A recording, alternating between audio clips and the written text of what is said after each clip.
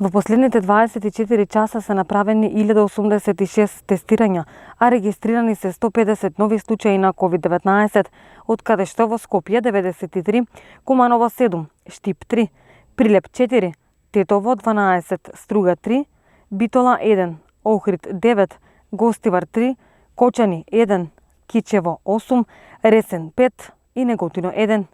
Починати се 9 лица, 6 пациенти од Тетово и 3 пациенти од Скопје. Денеска Институтот за јавно здравје регистрираше 30 оздравени пациенти, Скопје 21, Штип 3, Прилеп 20, Тетово 3 и Битола 1. До сега во земјата се направени вкупно 57.895 тестирања на COVID-19. Денеска нема тестирања во рамките на скринингот. Вкупната бројка на COVID диагностицирани во нашата земја од почетокот на епидемијата изнесува 5906.